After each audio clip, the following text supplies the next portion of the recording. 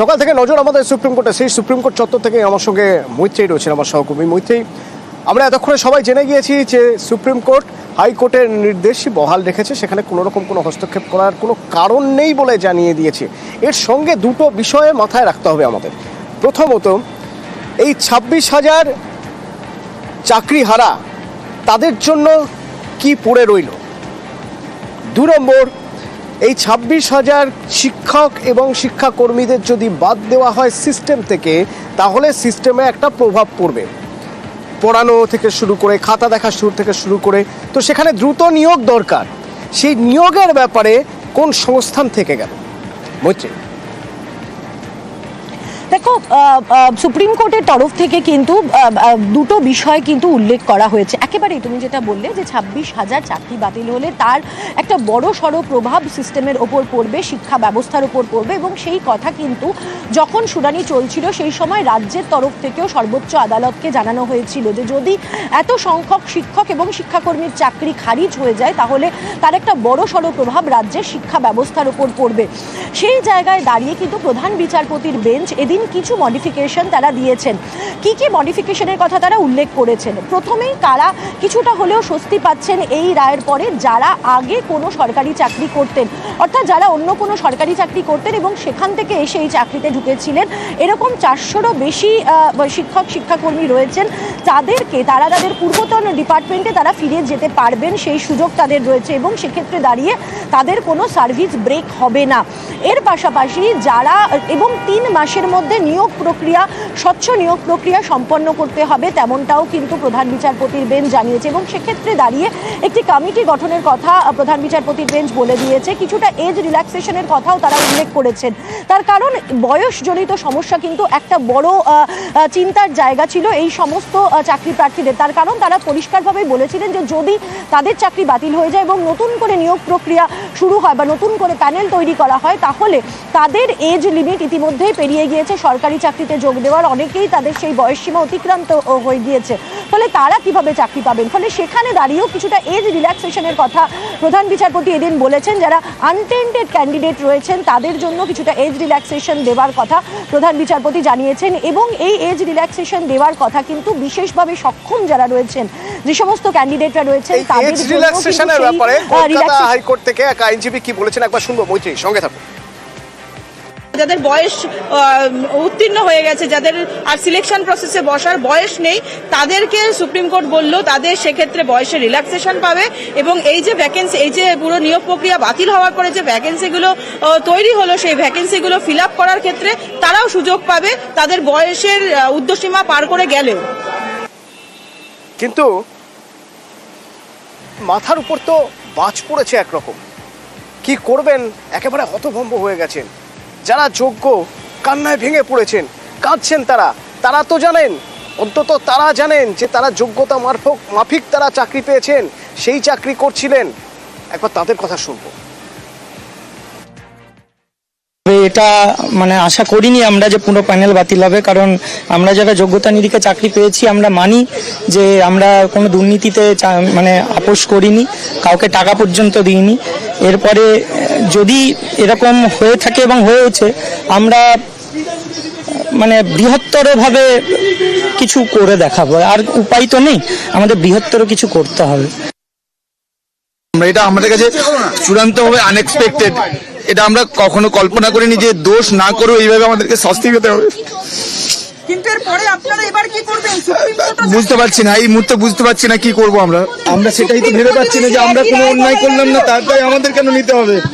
আমাদের এই অ্যালিগেশন নেই, আমি কি বলবো বলুন, আমি তো বলতে পারছি না। আমরা কত আমাদের সবকিছু ডকুমেন্ট দেওয়া, ওয়েমার দেওয়া, আপনি রাতারাতি আমার পুরো পৃথিবীটা কেড়ে নিল। আমরা কি করবো, কোথায় যাবো জানি না, আমি সত্যি বলতে চাই। কি পরীক্ষা? আমার এমন অনেক সহকর্মী রয়েছে যাদের অনেক লোন রয়েছে, যাদের ছোট ছোট বাচ্চা রয়েছে, যারা আজকে পথে বসে গেল। আবার আরেক দলের কাছে এটা সম্মান আদায় করাও।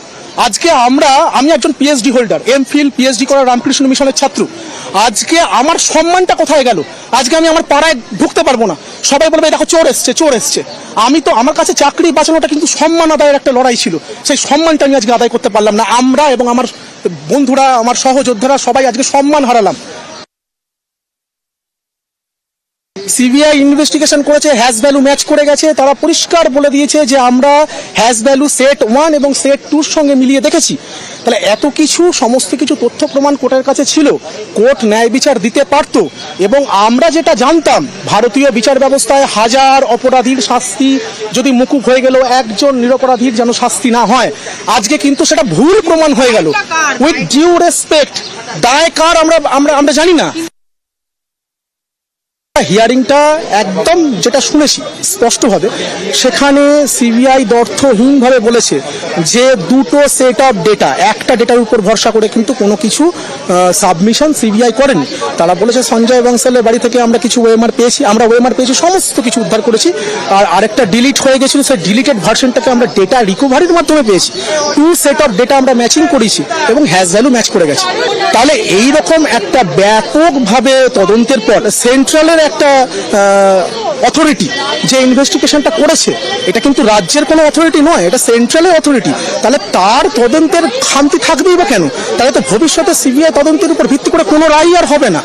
সিবিআই যদি বলে যে দুর্নীতিগ্রস্ত, না সিবিআই তথ্যকে মানি না বলেও তো চলে যেতে পারে। তাহলে আমি সিবিআইয়ের উপর যদি ভরসা রাখতে না পারি, তাহলে আমি কার উপর ভরসা রাখবো? কোনো দুর্নীতির সাথে আমরা কোনোভাবেই জড়িত নেই। সিবিআই যে তালিকা জমা দিয়েছে সেখানে আমাদের কারোর নাম নেই। আমাদের ওএমআর শিটের কপি আমাদের আছে। আমরা জানি না, আমার হয়তো সুসাইড করতে হবে, আমার ছোট 3 বছরের বাচ্চা আছে, আমার পরিবার আছে। সম্মানটুকু চলে গেল। 2016 সালের প্যানেলের সবাই তাহলে ব্যাকডোরে চাকরি পেয়েছেন, পাড়ায় তো তাই বলা বলি করবে, আত্মীয় স্বজন তাই বলা বলি করবে, সম্মানটা চলে গেল। আর কি গেল? সেই 2016 প্যানেল, এটা 2025। মৈত্রী রয়েছে সরাসরি আমার সঙ্গে। মৈত্রী, সুদ সমেত মাইনে ফেরত দিতে হবে, কাদের দিতে হবে? দেখো, মাইনে ফেরত দেওয়ার বিষয়েও কিন্তু কিছুটা হলেও ধোঁয়াশা রয়েছে, তবে মূলত যারা টেন্টেড ক্যান্ডিডেট তাদেরকেই বেতন ফেরত দিতে হবে, তেমনটাই জানাচ্ছেন আইনজীবীরা। এবং তেমনটাই কিন্তু প্রাক্তন প্রধান বিচারপতি ডিওয়াই চন্দ্রচূড়ের বেঞ্চেও যখন বিষয়টি উঠে এসেছিল তখন তিনিও সেই বিষয়ের কথাই উল্লেখ করেছিলেন। ফলে সেই সংখ্যাটা, অর্থাৎ 8,000-এর কিছু বেশি যারা টেন্টেড হিসেবে যারা আইডেন্টিফাইড হয়েছিলেন, সেই সমস্ত যারা আইডেন্টিফাইড টেন্টেড প্রার্থীরা ছিলেন, সেই সমস্ত ক্যান্ডিডেটেরই কিন্তু গত 9 বছর, অর্থাৎ 16 সালের প্যানেল এবং যবে থেকে তারা চাকরি পেয়েছেন সেই চাকরির সময় থেকে এদিন পর্যন্ত 12% সুদের হারে তাদেরকে তাদের বেতন ফেরত দিতে হবে। অন্ততপক্ষে এমনটাই এখনো পর্যন্ত কিন্তু স্পষ্ট হচ্ছে। তবে আরো বিস্তারিত এই বেতন ফেরতের বিষয় আরো সুস্পষ্ট হবে যখন সুপ্রিম কোর্টের আদেশনামা সম্পূর্ণভাবে হাতে এসে পৌঁছাবে। তবে আইনজীবীরা তারা জানাচ্ছেন যারা টেন্টেড ক্যান্ডিডেট হিসেবে চিহ্নিত রয়েছেন তাদেরকেই বেতন ফেরত দিতে হবে, এবং শুধু যে বেতন ফেরত দিতে হবে তাই নয়, সুদ সহ 12% সুদ সহ তাদেরকে বেতন ফেরত দিতে হবে। যে অঙ্কটা কিন্তু যথেষ্টই বেশি। একদিকে চাকরি হারানো এবং তার সঙ্গে সঙ্গে এত বিপুল পরিমাণের টাকা ফেরত দেওয়া, এই সবটাই কিন্তু তাদের ওপর এই মুহূর্তে চাপের হিসাবে তাদের এই টাকা বেতন ফেরত দেওয়ার চাপটা তাদের ওপর এসে পড়লো। তবে টেন্টেডদের ওপর সেই চাপটা পড়ছে কিনা, আনটেন্টেডদের ওপর সেই চাপ পড়বে কিনা, সেই বিষয়টা কিন্তু স্পষ্ট হবে। তবে এখনো পর্যন্ত আইনজীবীরা তারা যেটা জানাচ্ছেন যে আনটেন্টেডদেরকে বেতন ফেরত দেওয়ার বিষয়ের কথা উল্লেখ করা হয়নি, টেন্টেডদেরই বেতন ফেরত দেওয়ার বিষয়টি জানানো হয়েছে এবং তাদেরকে 12% সুদের হারে তাদের বেতন ফেরত দিতে হবে যবে থেকে তারা চাকরি পেয়েছেন তবে থেকে। মৈত্রীর সঙ্গে থাকো। দিল্লি থেকে আইনজীবী কি বলছেন এই যোগ্য অযোগ্য এবং বেতন ফেরত এ প্রসঙ্গে? মানে there is a definite distinction between the two, untainted or tainted, এবং ডাইরেকশনও দেওয়া হয়েছে that in the entire process যেটা ইনকোয়ারি কমিটি হবে, ইনকোয়ারি যেটা বসানো হবে, সেই inquiry committee has to look into this aspect also, যে কারা আনটেন্টেড রয়েছে কারা টেন্টেড রয়েছে। না, সেই কমিটির বিষয়ে কোনো স্পেসিফিকলি বলা হয়নি, ওরালি কিছু বলা হয়নি। বলেছে যে ইনকোয়ারি একটা করতে হবে যে which will be completed within 3 months।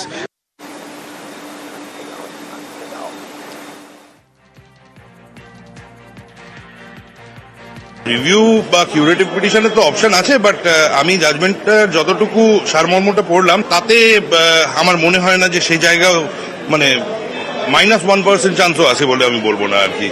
আর একটা ব্যাপার দেখলাম যে মাননীয় সুপ্রিম কোর্ট একটা বোধহয় অবজারভেশন দিয়েছেন যে যারা বোনাফিডে মানে যারা অন্যায় না করে চাকরি পেয়েছিলেন তাদেরকেও রিল্যাক্সেশন দিয়ে রাজ্য কনসিডার করতে পারে। তো এখন সেই জায়গাটা নিয়েও আবার দেখা যাক মানে কি এক্সারসাইজ করে, কারণ একটা তো 2 মাস না 3 মাস বোধহয় বেঁধে দেওয়া হয়েছে যার মধ্যে এই রিক্রুটমেন্ট প্রসেসটাকে কমপ্লিট করতে বলা হয়েছে। মৈত্রী, আইনজীবীদের সঙ্গে কথা বলে বা আইনজীবীদের কথা শুনে কোথাও একটা সরু সুতোর মতো হলেও একটা আলো দেখতে পাচ্ছি। একটু স্পষ্ট করতে চাইবো বিষয়টা। একটি এনকোয়ারি কমিটি তৈরির কথা বলা হচ্ছে যোগ্য অযোগ্যদের আলাদা করতে। দেখো, অ্যাডভোকেট অন রেকর্ডের সঙ্গে আমরা কথা বলেছিলাম আদিল আহমেদ, যার বক্তব্য কিছুক্ষণ আগে আমাদের দর্শকরাও শুনলেন। তিনি যেটা জানাচ্ছেন যে একটি এনকোয়ারি কমিটির কথা বলা হয়েছে এবং এই এনকোয়ারি কমিটি এবং কিছু রিল্যাক্সেশনের কথা বা কিছু মডিফিকেশনের কথা, যেটা হাইকোর্টের ডিভিশন বেঞ্চের যে রায় ছিল তার সঙ্গে কিছু মডিফিকেশনের কথা বলা হয়েছে এবং সেখানে একটি এনকোয়ারি কমিটি তাকে 3 মাসের মধ্যে কাজ শেষ করতে হবে এবং নিয়োগ প্রক্রিয়া সম্পন্ন করতে হবে এমন বিষয়ের কথা তিনি উল্লেখ করেছেন। কিন্তু এই এনকোয়ারি কমিটি কাদের অধীনে থাকবে বা এই এনকোয়ারি কমিটি কারা ফর্ম করবেন, তাদের এই এনকোয়ারি কমিটির উপর কাদের নজরদারি থাকবে এবং এই এনকোয়ারি কমিটির কি কাজ হবে, টেন্টেড এবং আনটেন্টেডদেরকে কিভাবে তারা আলাদা করবেন বা নতুন নিয়োগের ক্ষেত্রেই বা কি কি ব্যবস্থাপনা হবে।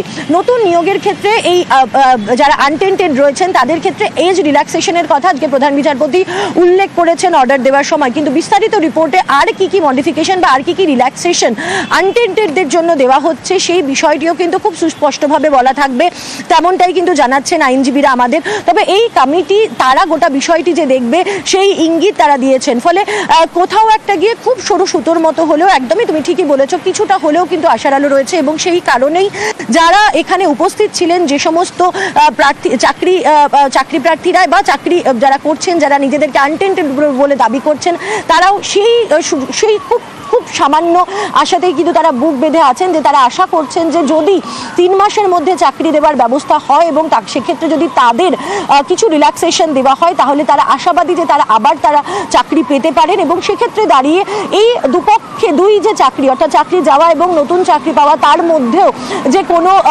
গ্যাপের কথা, অর্থাৎ যে সার্ভিস ব্রেক যাতে না হয় সেই বিষয়টিরও কথা উল্লেখ করেছিলেন আজকে প্রধান বিচারপতি। ফলে সেই বিষয়টিও কিন্তু তাদেরকে কিছুটা হলেও এই যে পুরো প্যানেলই যে বাতিল করার কথা বলা হলো নির্দেশে, এই পুরো প্যানেল বাতিল কিসের পর্যবেক্ষণে জানিয়েছেন আইনজীবী, শুনুন। বাগ কমিটির রিপোর্ট, সিবিআই এর রিপোর্ট একেবারে দিক নির্দেশ করেছে কিভাবে দুর্নীতি হয়েছে। ফলে বাগ কমিটির রিপোর্ট, সিবিআই এর রিপোর্ট আসার পরেও এসএসসি বোর্ড এবং সরকারকে সুযোগ দিয়েছিল, শুধু কলকাতা হাইকোর্ট নয়, সুপ্রিম কোর্টও ইভেন সেই সুযোগ দিয়েছিল। সুপ্রিম কোর্টের সামনে তাদের রিটেন সাবমিশন যদি দেখেন, 3টে আর্টিকেল 12 অথরিটির, সরকার, বোর্ড এবং এসএসসি, 3 জনের 3 রকম তথ্য। একজন বলছে 5485, একজন বলছে 5189, একজন বলছে 4327। এসএসসি এবং মধ্যশিক্ষা পর্ষদের যদি তথ্যটা মিলে যেত তাহলে কি একটা অযোগ্য বাছাই করা চিহ্নিত করা যেত?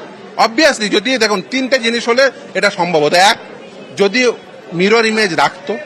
দ্বিতীয় হচ্ছে যারা যদি সঠিক তথ্য দিত এবং নিয়ম মেনে যারা যদি নিয়োগ করতো। নিয়ম মেনে নিয়োগ করলে তো এটা বাতিলই হতো না।